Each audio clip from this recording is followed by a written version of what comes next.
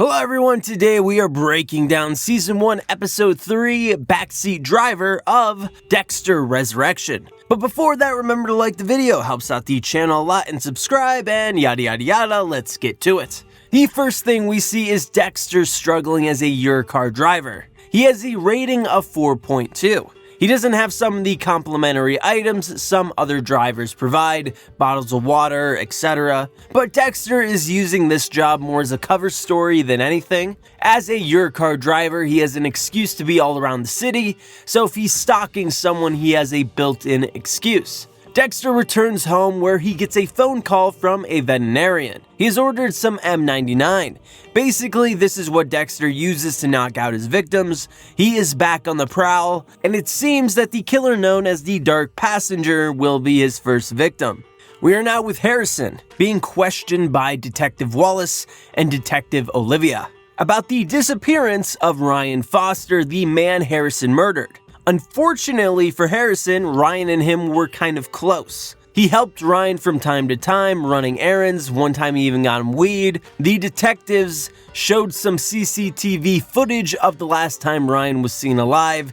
He was with Shauna, which Ryan said was his wife, which Harrison knew was a lie. He knew Ryan drugged her and was going to take advantage of her, which is why Harrison did what he did. But Harrison can't say that, so he told Wallace what Ryan told him. It was his wife and she drank too much. Harrison said after he helped them to the room, he went to a bar and spent a night with a lady friend. Ooh. The detectives, not believing he could pull any girls, want the name of the girl, stating that she is his alibi, and without her, well, he's a suspect in this murder. We're back with Dexter, and he's having dinner with the Kamara family. I may be mispronouncing that, I apologize.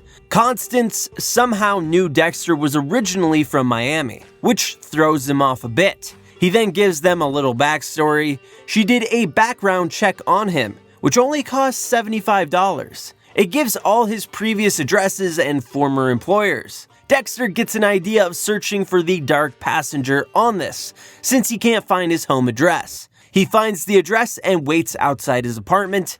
He waits for him to leave and then enters. Dexter is pretty confident that Ronald Schmidt is the killer, but Dexter needs some kind of concrete proof before he puts him on the killing table. Dexter breaks into his apartment and finds the murder weapon and the licenses from the victims. Dexter has found his man. Now, Dexter does cut himself grabbing this razor wire Ronald uses to decapitate his victims. The fact they show this leads me to believe it may come back up later in the story. Like, they never show Dexter cleaning anything or making sure his blood didn't drop on the floor. I know, it seems too weird for it not to be brought back up at some point. Dexter also decides that his apartment will be his kill room. We now find ourselves with Captain Batista in Miami. They have found Dexter's pickup in New York. Batista is ready to go and find Dexter.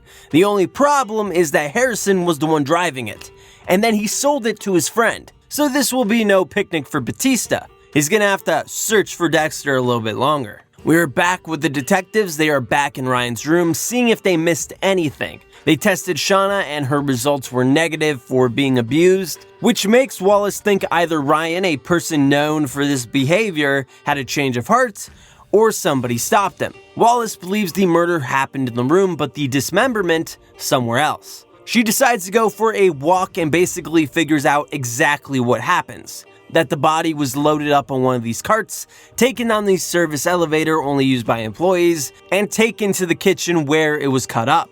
When she gets to the kitchen, she even notes that they used the same garbage bags that the body was found in. But Harrison, for whatever reason, ties the bags in a strange way, looping the tie strings around it. In the first episode, they showed this as well. This could be problematic for Harrison. Granted, they won't throw him in jail because he ties the bags the same as the killer, but it doesn't help his case either. We're back with Dexter, and he's going to have some acupuncture done. Joy, Blessing's daughter, will be doing it. She talks about how her dad does get on her nerves, but she will always love him. And even if she decides to move away from New York, she will always miss him. This makes Dexter think about Harrison, that maybe he should talk to him. Harrison needs help right now too, especially with the cops closing in. Dexter follows Harrison to a diner and is about to go in when he sees that he is on a date. Dexter decides not to speak with him, that his son is better off thinking he is still dead. He agrees with Harry, the ghost Dexter talks to the majority of this series, that Harrison does need someone, but it doesn't have to be him, and he walks away. So we're going to have to wait a little longer for this reunion. We now find ourselves with Charlie, and she's setting up a dinner. We saw earlier this season she's sneaking into Ronald's apartment as well and found his trophies from his victims. He's actually invited to this party, a dinner party of like-minded individuals who also murder. Should be interesting to see how all this plays out later in the season. We find ourselves with Harrison in the break room where the detectives barge in. They ask him to come with them.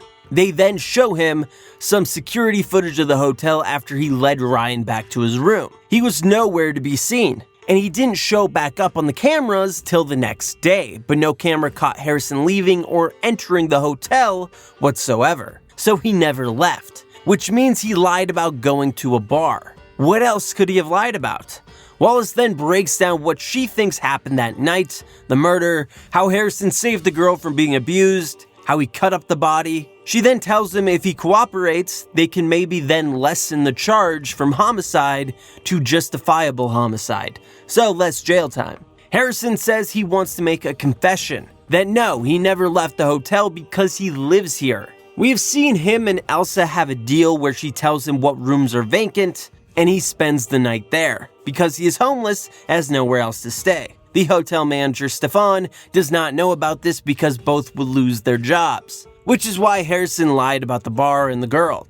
The detectives question Elsa, and she backs up his story. This takes some of the heat off Harrison for now, but he is still the last person interacting with Ryan, and all the murder stuff is still possible with him, so he is definitely still a suspect. We are back in Miami with Batista. He is retiring, and we see some old faces from the original series, Quinn and Masuka. Batista says there is something he must do, but he can't tell them, so he's going after Dexter.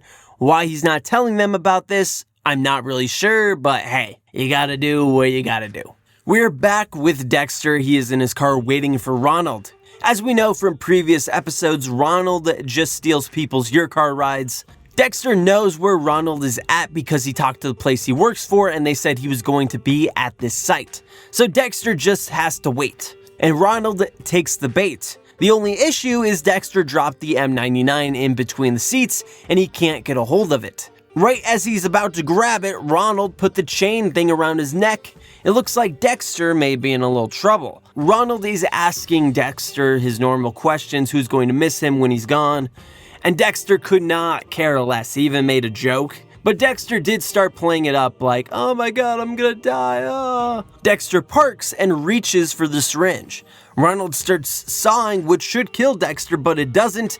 Dexter injects him with the M99. We then find out Dexter has some metal under his turtleneck to protect him. Very smart to have a backup plan.